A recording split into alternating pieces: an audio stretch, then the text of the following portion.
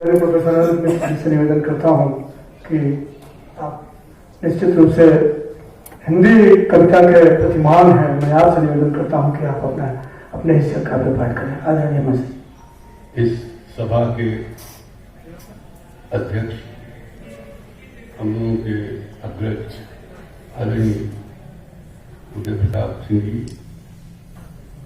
सामने बैठे हुए हमारे गुरुतुल्य दीक्षित जी, मित्रवर यहाँ के कार्यकारी अध्यक्ष सदानंद गुप्त जी, हरिशंकर मिश्र जो लखनऊ विश्वविद्यालय के हिंदी के आचार्य रहे हैं, और बहुत से चेहरे हमको दिखाई पड़ रहे हैं। आज मैंने जाना कि संचालक राय साहब न केवल अच्छे संचालक हैं, वो ऐसी मधुर कविता पढ़ते हैं कि मुझे मधुराष्टक याद करने लगा। तो मधुराधिपते अखिल मधुर, इनका संचालन भी मधुर, इनका काव्य बड़ा मधुर है। और मैं बहुत आभारी हूँ अनिता दुबे का, जो उन्होंने कवियों का प्रतिनिधित्व यहाँ प्रस्तुत कर दिया। सभा की संपूर्णता हो गई। अब मेरी समझ में नहीं आ रहा है कि 9 वर्ष से कविताएं लिखता रहा हूँ। हर जो हमारे जो विनम्र सेन सिंह जिस तरह कविता लिखते हैं, और हमारे बहुत से छोटे और जो लोग लिखते हैं, वो सब कविताएं बहुत दिनों तक लिखे मैंने। गजल भी लिखी, गीत भी लिखे, मुक्तक भी लिखे, छंद भी लिखे, गुणाक्षरी भी लिखे, और दौर जैसा आया नई कविता भी लिखी। तो किस क्षेत्र से कविता सुनाऊं? तो मैं पहले एक वानगी के तौर पर जब 2-3 मुक्तक में पढ़ता हूं, एक तो एक मुहावरे का अर्थ, न मन तेल होगा न राधा नाचेंगी, न मन तेल होगा न राधा नाचेंगी, खैर मुहावरे में तो कभी नहीं नाचेंगी, पर जब भी मेरे गीतों में मोहन होंगे तो राधा जरूर नाचेंगी। मेरे गीतों के लिए नहीं, अपने मोहन के लिए राधा जरूर नाचेंगी, राधा जरूर नाचेंगी। एक बार हमने कुछ कविताएं ऐसी लिखी जैसे बेजान चीजों की व्यथा। दीक्षित जी सुन रहे हैं, कभी कभी बेजान चीजें बोलती हैं और हम लोगों से बातचीत करती हैं। आईना एक कविता है, छोटी सी कविता है। हम रोज आईना देखते हैं, काश हम भी खूबसूरत होते। आईना देखने वाला बराबर देखता है कि किस एंगल पर से लगता है अब अच्छा लग रहा हूं, आईना रख देता है। हम रोज आईना देखते हैं, काश हम भी खूबसूरत होते। आईना अकेले में पछताता है, काश उसका भी कोई चेहरा होता, काश उसका भी कोई चेहरा होता। एक और कविता है। अक्सर लोग कहते हैं कि हमारे समाज में जब ब्याह करने जाता है लड़की वाला, तो अपनी परिवार दहेज मांगने की बात, कटा पकड़ी आपके पाँव में रख देंगे। तो एक कविता है, हमारी टोपी मत उछालो, हमारी इज्जत का सवाल है। हमारी पगड़ी मत उछालो, हमारी इज्जत का सवाल है। एक दोनों बेचारियां अकेले में सोचती हैं कि काश उनकी भी कोई इज्जत होती, काश उनकी भी कोई इज्जत होती। एक और कविता है, दूध की व्यथा। सैर सपाटे करते लोग घास की नरम दरी पर अपने पांवों की कोमलता महसूस करते हैं। सैर सपाटे करते लोग, पार्क में आपने देखा होगा कि लड़के बच्चे औरतें ऐसे ऐसे करती हैं। सैर सपाटे करते लोग घास की नरम दरी पर अपने पांवों की कोमलता महसूस करते हैं। बेचारी धूप अकेले में सोचती है। बेचारी धूप अपने रोने जाने की व्यथा को अकेले में सोचती है। अपने रोने जाने की व्यथा अकेले में सोचती है। एक आध कविताएं, दो कविताएं सुनाना चाहता हूँ।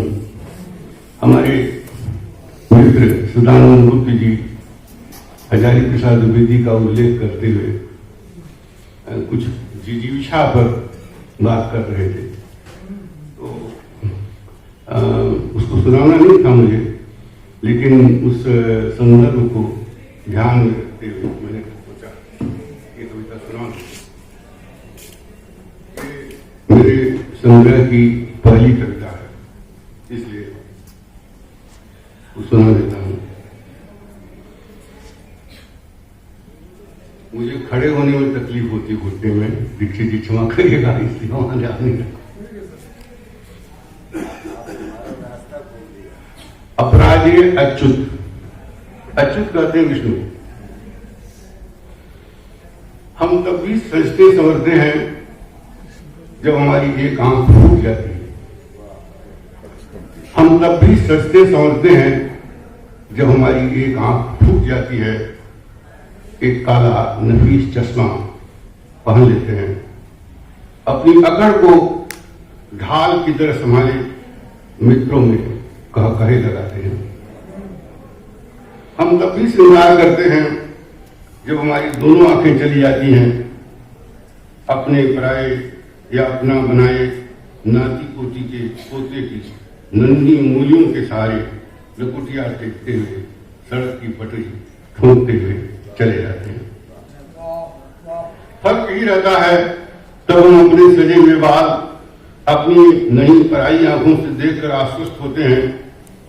बेटे के ब्याह में तब भी हम सस्ते धसते और पीढ़ी पहनते हैं, मुरेठा बांधते हैं जब हमारी कमर झुक जाती है। जिंदगी को तिल तिल जुटाने की लंबी यात्रा में गालों पर झुर्रियां पड़ जाती हैं और हर बैल भारी तबाही कर वसूली की दुनिया हमें मार मार कर दुम्बा बना देती है। हमारा हौसला कभी पस्त नहीं होता, हमारा हौसला कभी पस्त नहीं होता। तब भी हमारे चेहरे पर कोई न कोई अबीर मिलता है जब होली अपनी जवान दे हमसे सटा देती है।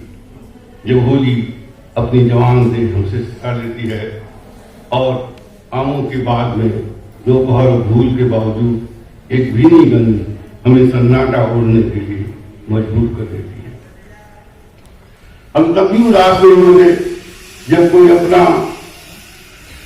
अपना गैर की तरफ पेश आता है और हमारी सबसे कोमल अपेक्षाओं के फूलों पर पांव रखकर चला जाता है।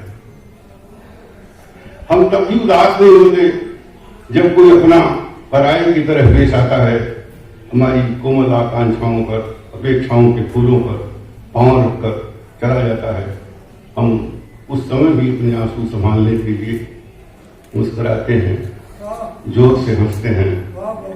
जब सबसे खौफनाक तारा दर्द के आकाश में टूटकर बेहया आत्मा के किसी हिस्से में विलीन हो जाता है। सब कुछ समाप्त होने के बावजूद एक नितान सुना ही सही जीवन बच जाता है।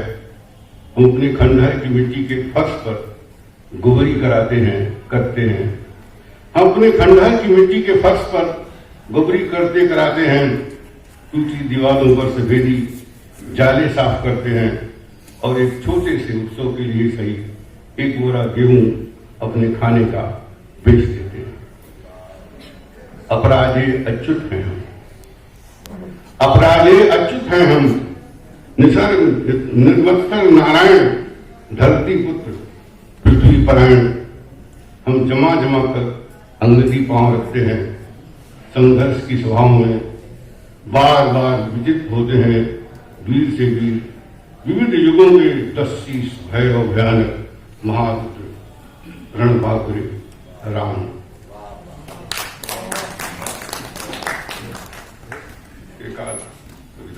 एक साइकिल कविता सुनिए आप लोग। धूप में खड़ी है साइकिल, धूप में खड़ी रहेगी साइकिल। इसके अर्थ दूर तक जाते हैं। धूप में खड़ी है साइकिल, धूप में खड़ी रहेगी साइकिल, धूप से बच नहीं सकती साइकिल। साइकिल खुद से चलकर छांव में नहीं आ सकती। वो ज्यादा चलती है, चलकर ही आ खड़ी है साइकिल।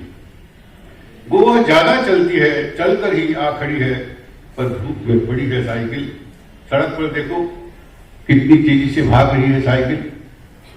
सड़क पर देखो कितनी तेजी से भाग रही है साइकिल, और एक बेचारी धूप में मुतवासिल खड़ी है। धूप उसे बेहद परेशान कर रही है, उसकी पीठ जल रही है, पर जब खुद से नहीं चल सकती साइकिल तो अपनी रफ्तार के बावजूद वो पड़ी रहेगी। दुनिया का कितना बड़ा आश्चर्य है, दुनिया का कितना बड़ा आश्चर्य है कि धूप से भाग नहीं सकती साइकिल। दुनिया का कितना बड़ा आश्चर्य है कि धूप से भाग नहीं सकती साइकिल।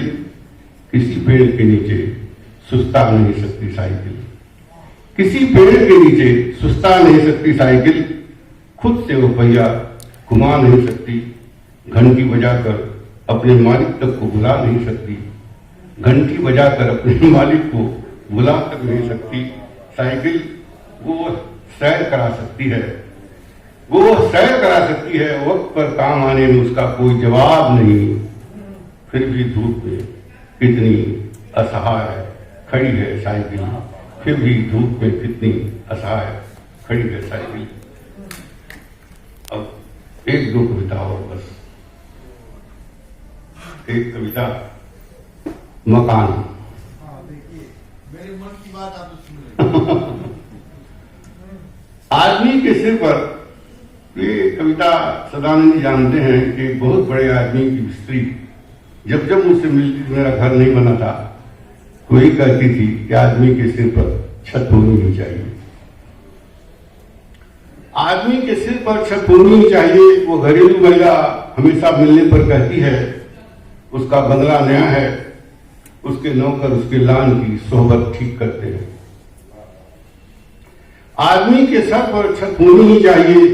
वो घरेलू महिला हमेशा मिलने पर कहती है उसका बंगला नया है, उसके नौकर उसके लान की सोहबत ठीक करते हैं, और वह अपने ड्राइंग रूम को हमेशा सजाती रहती है।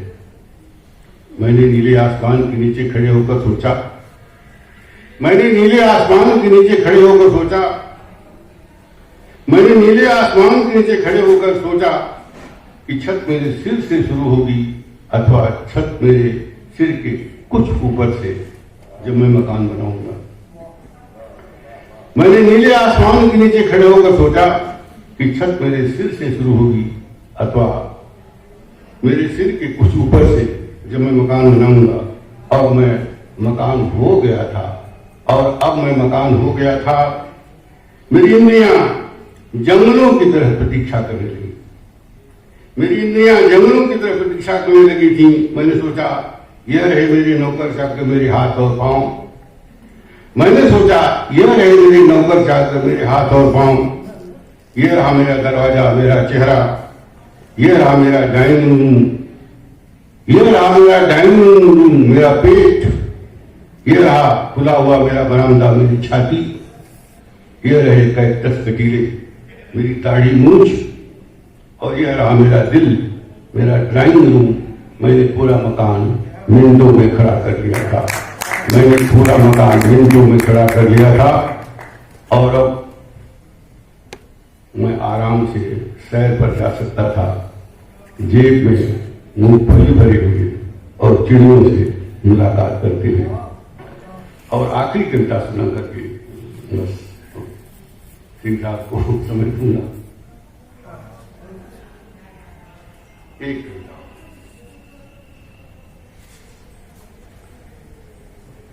ये कविता बहुत साधारण सी कविता है, कृपया धीरे चलिए।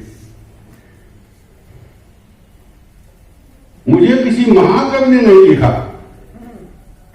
मुझे किसी महाकवि ने नहीं लिखा, सड़कों के किनारे मटमैले बोर्ड पर लाल लाल अक्षरों में, बल्कि किसी मामूली पेंटर कर्मचारी ने मजदूरी के बदले यहां वहां लिख दिया। मुझे किसी महाकवि ने नहीं लिखा, सड़कों के किनारे मटमैले बोर्ड पर लाल लाल अक्षरों में, बल्कि किसी मामूली पेंटर कर्मचारी ने मजदूरी के बदले यहां वहां लिख दिया। जहां जहां कुल कमजोर थे, जहां जहां पुल कमजोर थे, जहां जहां जिंदगी की भागती सड़क पर अंधा मोड़ था, जहां जहां जिंदगी की भागती सड़क पर अंधा मोड़ था, त्वरित घुमाव था, घनी आबादी को चीरकर सनसनाती आगे निकल जाने की कोशिश थी। जहां जहां जिंदगी की भागती सड़क पर अंधा मोड़ था, त्वरित घुमाव था, घनी आबादी को चीरकर सनसनाती आगे निकल जाने की कोशिश थी।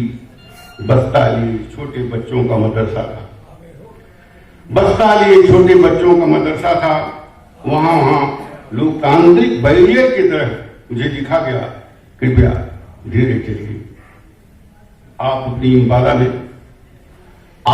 इम्पाला में रुपहले बालों वाली कंचन लता के साथ सैर पर निकले हों। आप अपनी इम्पाला में रुपहले बालों वाली कंचन लता के साथ सैर पर निकले हों, या ट्रक पर तरबूजों की तरह एक दूसरे से टकराते बधुआ मजदूर हों, भेजे जा रहे हों आसाम, पंजाब, बंगाल, या मेटाडोर से रंग लेने निकले हों। मैं अक्सर दिखना चाहता हूं आपको, कृपया धीरे चलिए। मेरा नाम ही यही है साहब, मेरा नाम ही यही है साहब। मैं रोकता नहीं आपको, मैं महज मामूली हस्तक्षेप करता हूं। प्रधानमंत्री की कुर्सी पर बैठना चाहते हैं तो भी प्रेमिका, प्रधानमंत्री की कुर्सी पर अविलंब पहुंचना चाहते हैं तो भी प्रेमिका आपकी प्रतीक्षा कर रही है तो भी, आईएएस होना चाहते हैं तो भी, अपने नेता को सबसे पहले माला पहनाना चाहते हैं तो भी, जिंदगी में हवा से बातें करना चाहते हो तो भी, आत्महत्या की जल्दी हो तो भी, लपक कर सब कुछ ले लेना चाहते हो तो भी, हर जगह में लिखा रहता हूं, कृपया धीरे चलिए। मैं हूं तो एक मामूली इबारत आम आदमी की तरह, पर मैं 3 शब्दों का महाकाव्य हूं। मुझे आसानी से पढ़िए, कृपया धीरे चलिए, कृपया धीरे। बहुत बहुत धन्यवाद। बहुत बहुत धन्यवाद।